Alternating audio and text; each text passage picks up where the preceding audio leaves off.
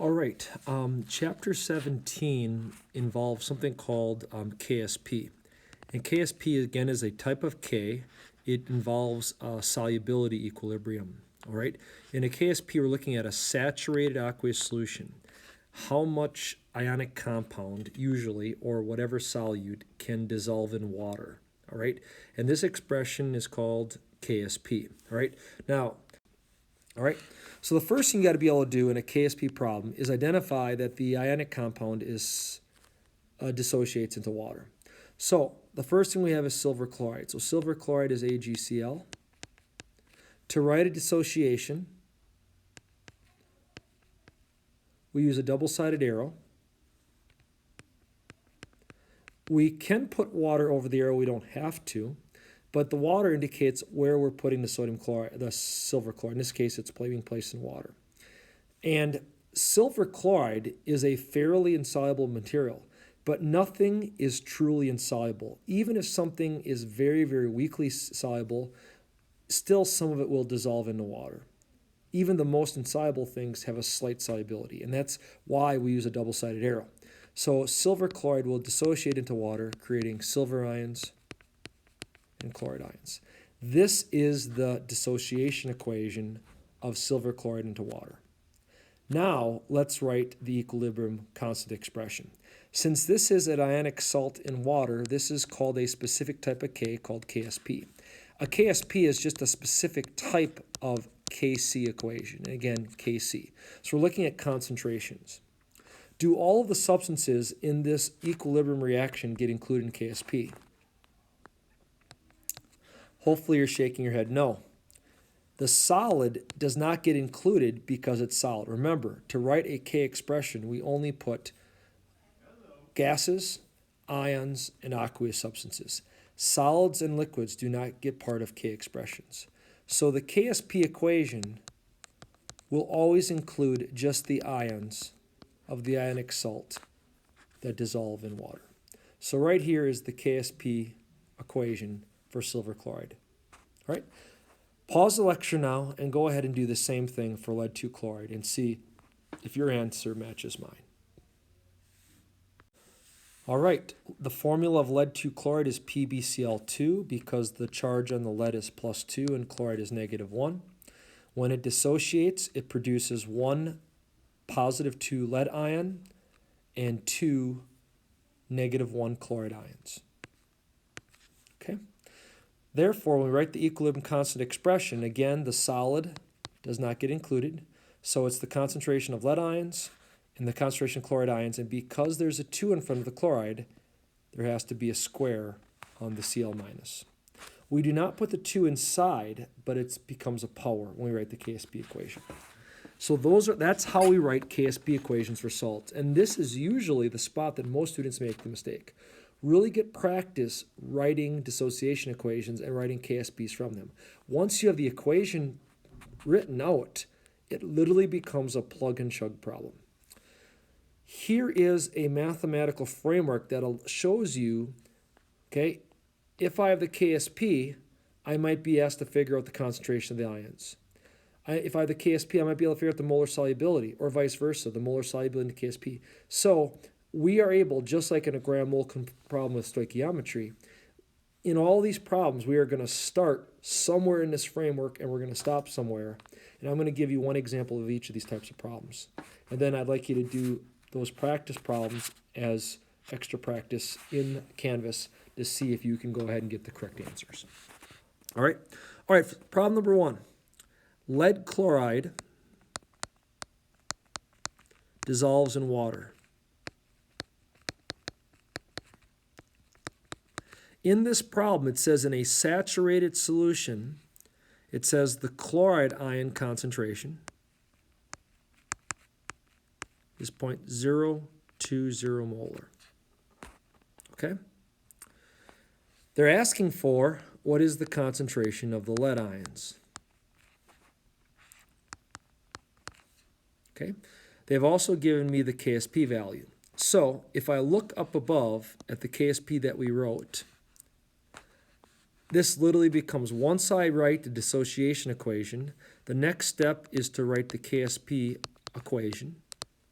because this is going to mentally organize my thoughts to see what I need. Since I know the KSP and I know the chloride concentration, I know 2 of the 3 variables in this equation, so I can easily solve the third. So if I know one, I can figure out the other, always by using the KSP equation. All right? So let's go ahead and do the plug and chug.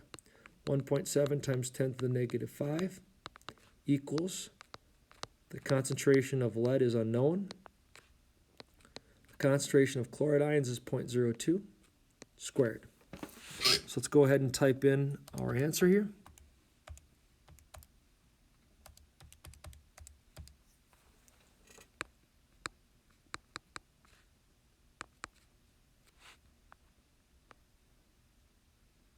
Oops, my bad. The concentration of lead ions, 0.0425 molar. Okay. So the concentration of the ions, when you plug them in, has to multiply to the KSP value. Once the KSP value is achieved, we are in a state of equilibrium, which means we are at a saturated solution. No more ions can dissolve into the amount of water because we're at that limit of KSP. Okay? So this is how we can find one ion from the other ion. All right? Okay. Number 2, solid silver chromate is added to pure water. Silver chromate is Ag2CrO4. Okay, real quickly, complete the dissociation equation. What will silver chromate dissociate into?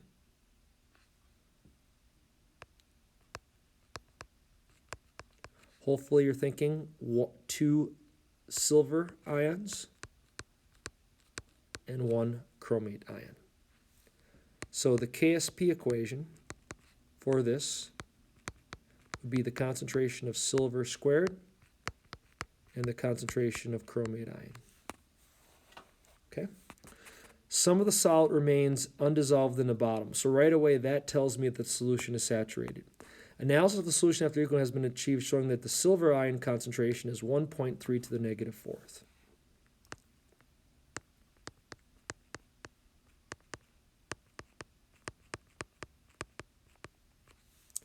They want to know what the KSP value is.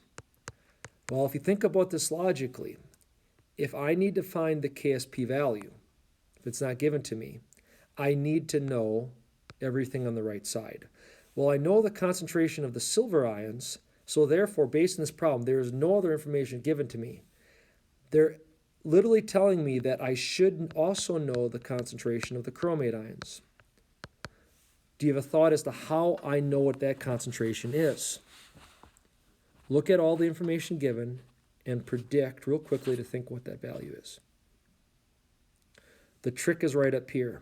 Since we simply added silver chromate to water, the amount of silver chromate that dissociates, the silver concentration must be twice that of the chromate concentration, because when this dissociates, I get 2 silvers for every 1 chromate.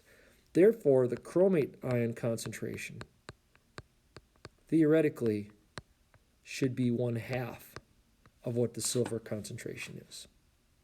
So if all you do is put the substance in the pure water, the concentration of ions must end up being, or look back at the stoichiometry. In the previous problem in number 1, they did not tell me that all of the lead and chloride in the solution only came from lead chloride. I have to give all the information as given. So if they did not tell me that, I can't make that assumption. Therefore, I have to use the KSP given and the chloride ion concentration given and solve for the missing variable. You'll notice here that the lead concentration in problem 1 is greater than the chloride concentration. Well, if you look at the coefficients, this immediately tells me that the lead ions are coming from an additional source, not just from the lead chloride. The water will only support a specific ratio of lead to chloride ion concentrations. So if all of the substance, the ions are coming from the substance, and it's explicitly told you in the problem, the ratio of ions needs to be tied to the stoichiometry of how it dissociates. All right, so now we just plug and chug into the problem.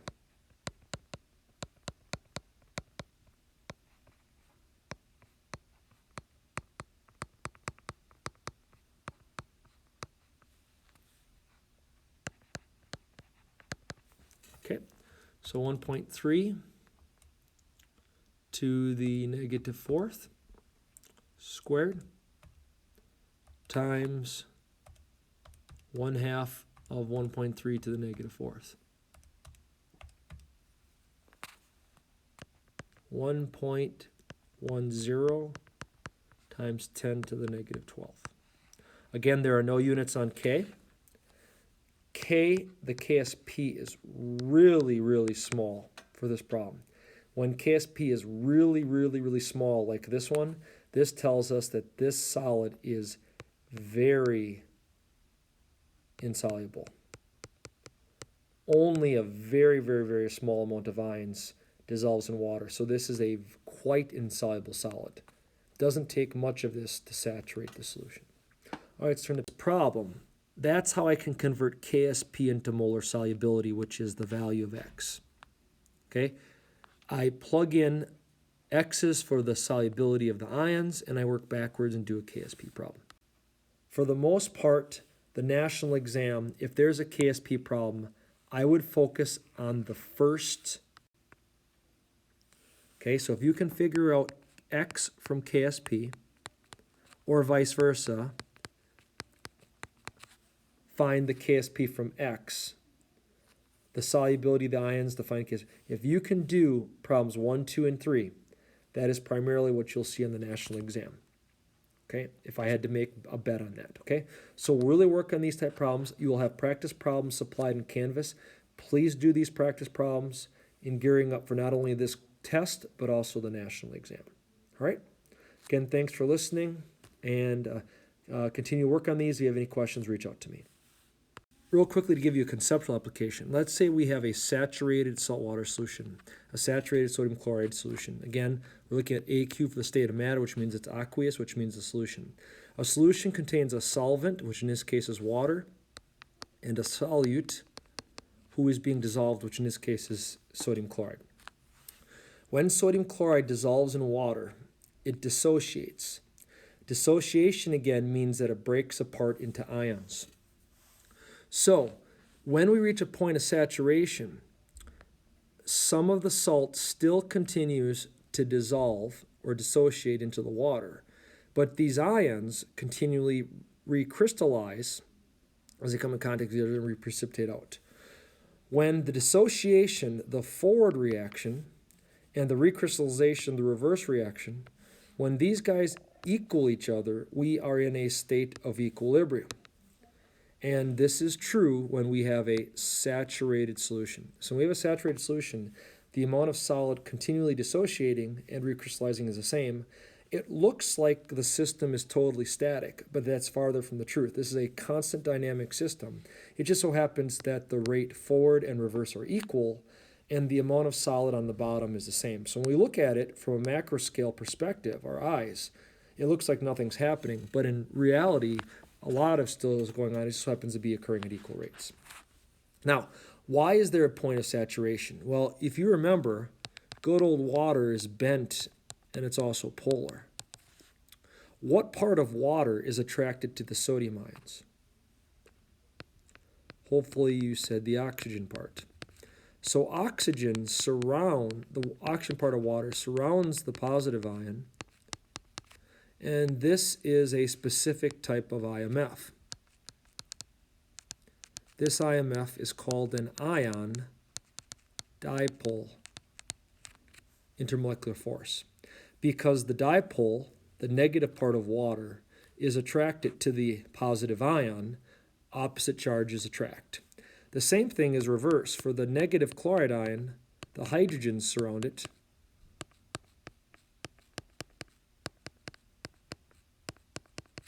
creating the opposite ion-dipole relationship, which is the negative ion to the positive dipole of water. Well, there's only so many water molecules, and the more or less attracted the water molecules are, the stronger this IMF ion-dipole relationship is, the more soluble the salt. But eventually you reach a limit of the number of water molecules that can support X amount of ions. And at that point, we have a point of saturation. Okay? And that's what's happening at the conceptual application. The focus of this lecture now is, once you have the conceptual application, is now be able to do the math. Back at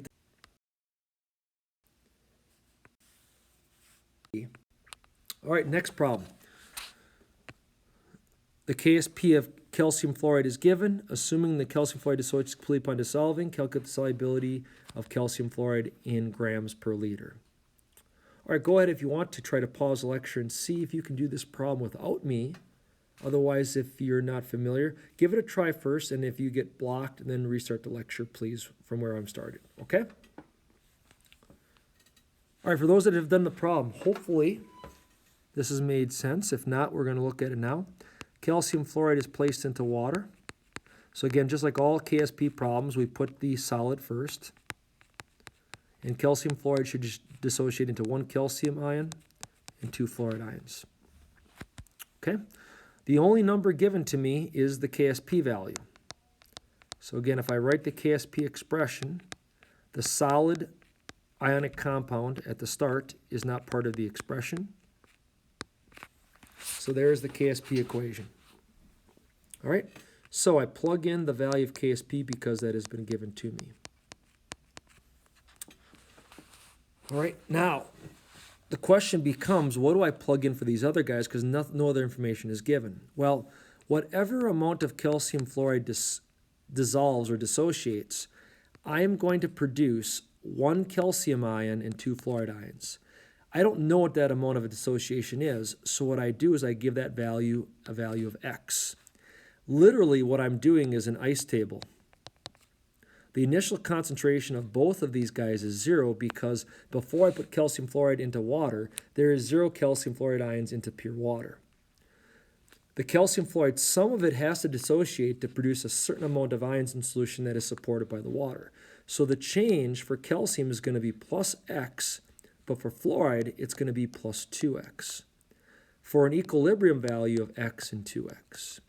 So that's literally what we're doing, is we're doing an ice table for KSP in which the initial concentration of the ions is 0 because they are not present in pure water initially.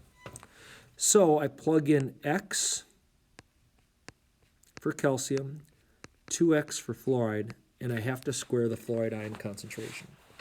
We are literally doing a KSP ice problem is what this is. Okay? So now I go ahead and solve for X, just like I would do in a normal KSP problem. 2 squared is 4. X squared is X squared times another X gives me X cubed. Now we're going to solve for X, so I'm going to divide by 4.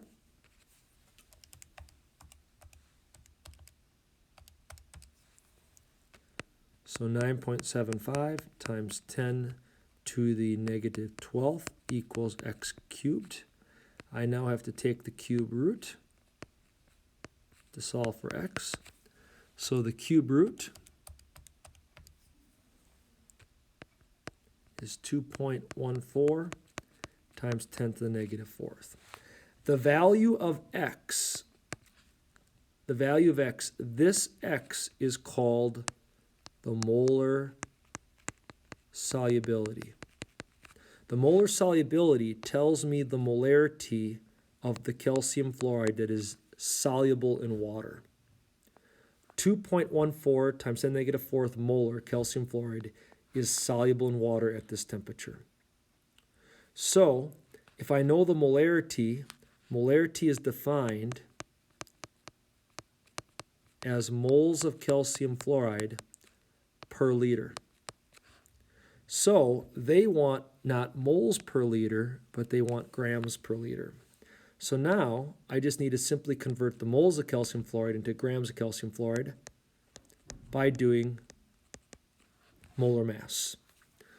So calcium is 40.08 plus 2 fluorines, each one is 19. The atomic or molar mass of calcium fluoride is 78.08. So if I multiply 2.14 to the negative 4th times 78.08, I get 0.017 grams of calcium fluoride per liter. So in 1 liter of water, which is quite a large volume, in 1 liter of water, only 0.017 grams of calcium fluoride would be soluble. That's a very small amount dissolved in water. Okay? All right, so that's how, okay. All right, the next one, calculate the solubility of calcium fluoride in a solution of 0.1 molar sodium fluoride solution. So now, instead of putting calcium fluoride into pure water,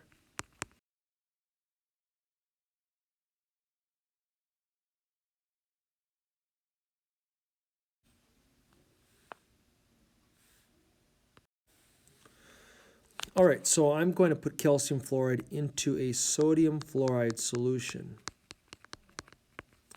This is called a common ion problem.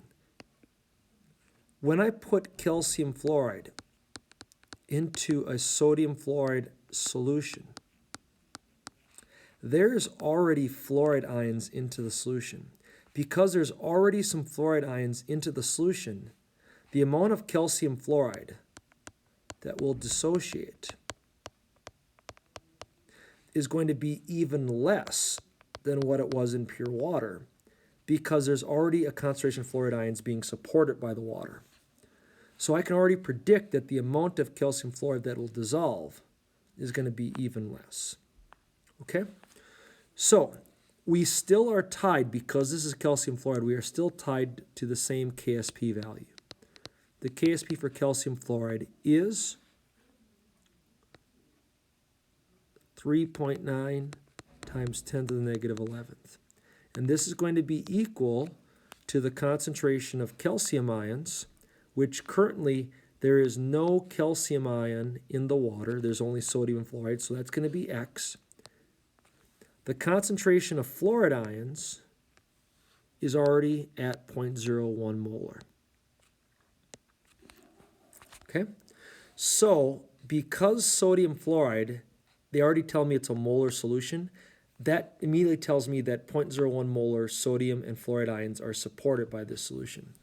So I'm plugging that in, and again I'm solving for X. X is going to tell me the concentration of calcium ions that dissolves in this water. So go ahead and do the math.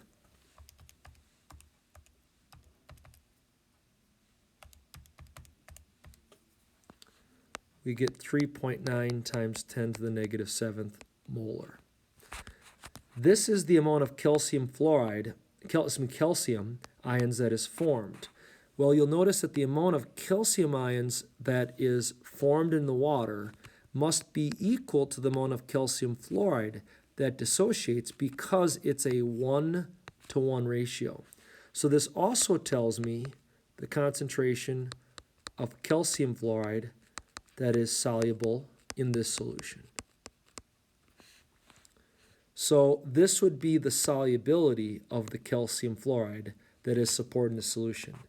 We can see that in pure water, 2.14 to the negative 4th is supported. But with fluoride ions already present, even less calcium fluoride will dissolve in this solution, because there's already some fluoride ions present. This is called the common ion effect. If a common ion is shared in a solution with another solution, the amount of dissociation will be even less, because there's already some present in a different solution. Okay? This actually causes the solubility to be about a factor of 1,000 times less soluble. 1,000 times less soluble. All right, let's look at a couple other aspects of KSP. What happens to KSP when we have changes to pH? Calculate the concentration of magnesium ions that is in a pH solution of a pH of 9. Okay?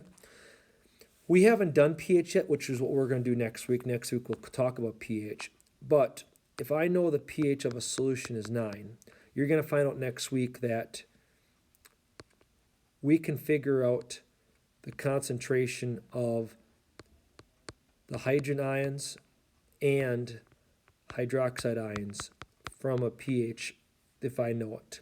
In this case, if the pH is 9, that tells me that the concentration of H plus is 1 times 10 to the negative 9th, and the hydroxide ion is 1 times 10 to the negative 5th. And I'll show you how to do that next week. For now, I'm just going to tell you what it is. So, we have the chemical compound magnesium hydroxide. Magnesium hydroxide, it has the chemical formula MgOH2. When it dissociates, how many magnesium ions am I going to dissociate into? 1. Magnesium is a group 2 metal, so it's got a +2 charge. And it's also going to produce 2 hydroxide ions. All right. Again, the magnesium hydroxide is a solid. So what extent of the magnesium hydroxide will dissolve in water? Okay. All right. So the KSP equation for this substance is magnesium times the hydroxide ion concentration squared. Again, the 2 becomes a square. All right. We already know the concentration of hydroxide ions based on the pH level, and I also know the KSP. So again, I always tell students, once you write the KSP equation, these problems literally become plug and chug. Plug in everything you know and solve for the missing variable.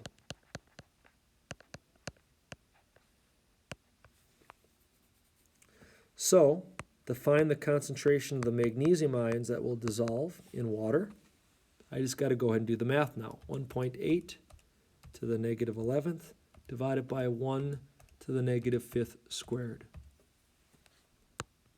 0.18 molar. This is the concentration of the magnesium ions, but again, we get 1 magnesium ion for every magnesium hydroxide.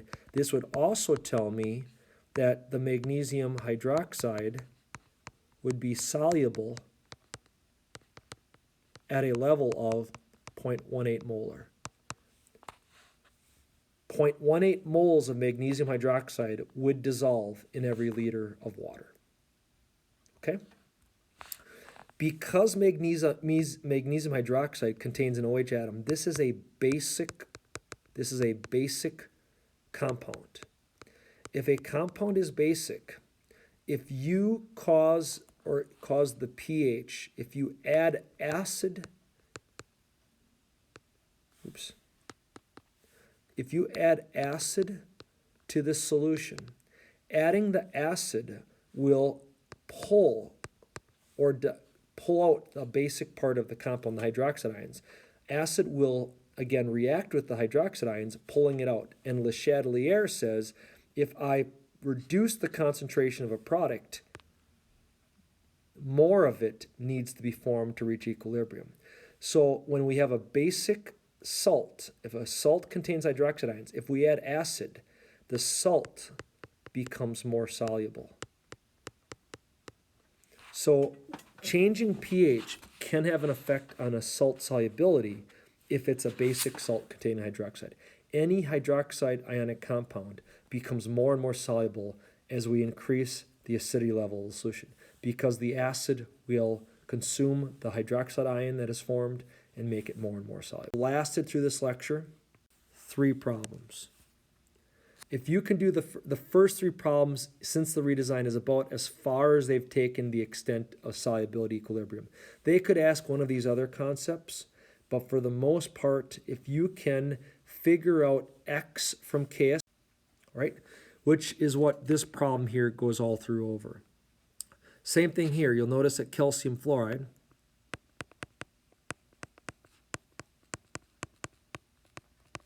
in this situation, by adding acid, which is H+, by adding the acid, it will react to the fluoride ion, producing HF. By adding acid, when we add an acid, we are increasing the concentration of H+ in the solution. If that H+ ion reacts with one of the ions of the salt, in this case it reacts with F-, it will reduce it out of the solution and will cause more of the salt to become soluble. So adding acid to salts that contain basic ions will cause its solubility to increase. Okay? The last concept in this whole lecture in KSP, and I know I've gone a long time, but there's lots of them here. I want to make sure to do this lecture all in one shot. Determine if a precipitate will form in a solution. Okay? So, in order to look at that, again, it's going to be a Q versus KSP equation, because usually we have the solid base salt in equilibrium with its positive ion and its negative ion. So, If the amount of ions in solution ends up being greater than the KSP of that substance, okay, the reaction has to shift left because the amount of ions being supported in the water, the Q value, is greater than what can be supported for the KSP equation. So if the Q value is greater than KSP, and again, I like writing it with the KSP equation first, because the way that the arrow points indicates which way the reaction will shift. If the Q value is greater than the KSP equation, the reaction shifts left, which means the solid salt will form. In that last lab you did, when you added the strong HCl to it, you saw more NaCl white solid form in the test tube because the equilibrium was shifted to the left, forming the solid salt. So if the Q value is greater than the KSP, the amount of ions in the water cannot be supported by it, and precipitation will occur. If you calculate the Q value from the amount of ions present, and the KSP value is greater than the Q value, if the Q value is less than the KSP equation, then there will be no precipitate present, because the amount of ions present is supported by the water. All right, so let's do an example problem to show you this. Suppose enough silver ions are added to the solution that 0.01 molar chromate ions is needed to make the silver ion concentration as is. Will silver chromate precipitate? So again, the first thing you should always do in every single problem, if there's one thing you take from this lecture, the first thing you do is you write down the solid and you write down its dissociation equation. This is step one. Step two, you write the KSP equation from it. If you can get to this point, the chances of you having success in this problem is going to go up. Now again, there's a 2 in front of the silver, so we have to square it. Now, I always tell students, once we get to this point, it becomes plug and chug. They tell me that the chromate ion concentration is 0.001. And they tell me the silver concentration is 0.001. When we plug in concentrations, they do not tell me. They're asking, will this amount of ions be supported? If I don't know if this is a K value or not, I can just make this be a Q value. So I go ahead and do my math and I multiply this out. And I get 1 times 10 to the negative 9th. They tell me the KSP value. The KSP value for silver chromate is 2 times 10 to the negative 12. The value that I just calculated was 1 to the negative 9th. If these two numbers are not equal, I know that I'm not at equilibrium. And in this case, the Q value, 1 to the negative 9th, again, negative exponents, negative 9 is much bigger than the KSP value. If Q is bigger than KSP, the reaction has to shift to the left, which means silver chromate will form in the test tube. Precipitation occurs. The amount of ions present creates a value that's too big. The water will not support that high of ion concentration. And therefore, ions have to be pulled out of the solution. And in the form of the precipitate, these guys get even smaller. Eventually, we get to an ion concentration that causes it to multiply to 2 to the negative 12th. And now precipitation stops occurring in your test tube. You no longer see more white solid form. And there are still ions present, but at a level that is supported by the amount of water that's present. And this is how we do a precipitation problem. If your Q value ends up being if your Q value ends up being less than the KSP value, then you will see no precipitation. But in this problem, you do see precipitation because the Q value is greater than the KSP. All right, that's how to do KSP problems. And I know I went very long here, but there's lots of different problems to look at. For the most part, for